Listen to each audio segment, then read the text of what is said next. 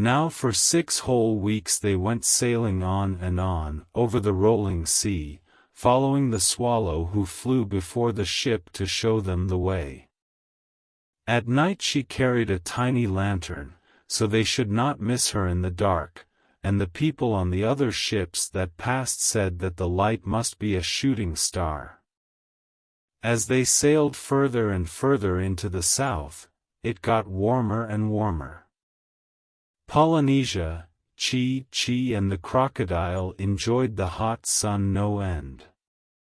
They ran about laughing and looking over the side of the ship to see if they could see Africa yet. But the pig and the dog and the owl, too, could do nothing in such weather, but sat at the end of the ship in the shade of a big barrel, with their tongues hanging out, drinking lemonade. Dab, the duck, used to keep herself cool by jumping into the sea and swimming behind the ship. And every once in a while, when the top of her head got too hot, she would dive under the ship and come up on the other side. In this way, too, she used to catch herrings on Tuesdays and Fridays, when everybody on the boat ate fish to make the beef last longer. When they got near to the equator they saw some flying fishes coming towards them. And the fishes asked the parrot if this was Dr. Dolittle's ship. When she told them it was, they said they were glad, because the monkeys in Africa were getting worried that he would never come. Polynesia asked them how many miles they had yet to go, and the flying fishes said it was only 55 miles now to the coast of Africa. And another time a whole school of porpoises came dancing through the waves, and they too asked Polynesia if this was the ship of the famous doctor. And when they heard that it was, they asked the parrot if the doctor wanted anything for his journey. And Polynesia said, "Yes. We have run short of onions." "There is an island not far from here," said the porpoises, "where the wild onions grow tall and strong. Keep straight on, we will get some and catch up to you."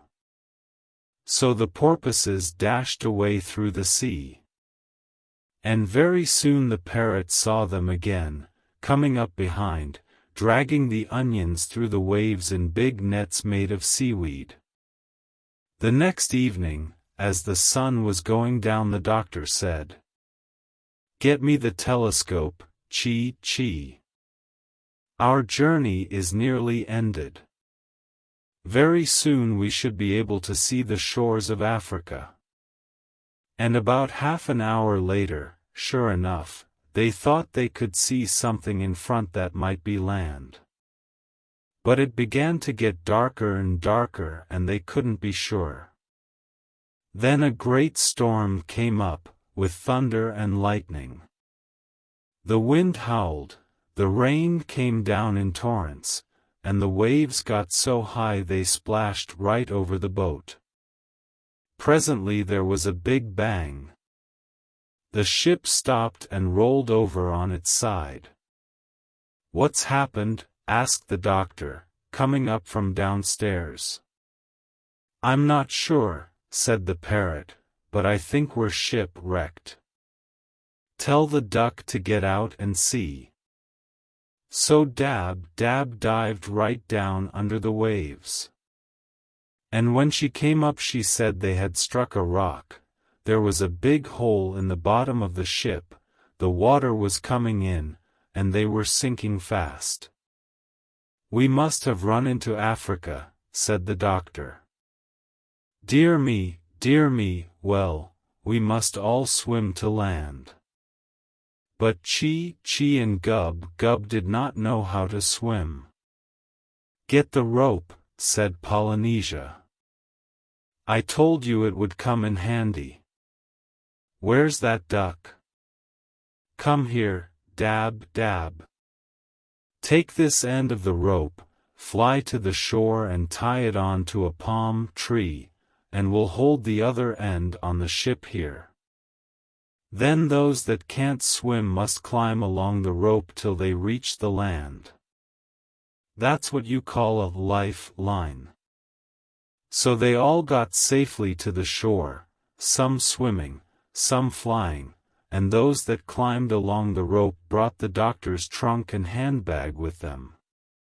But the ship was no good any more, with the big hole in the bottom, and presently the rough sea beat it to pieces on the rocks and the timbers floated away. Then they all took shelter in a nice dry cave they found, high up in the cliffs, till the storm was over.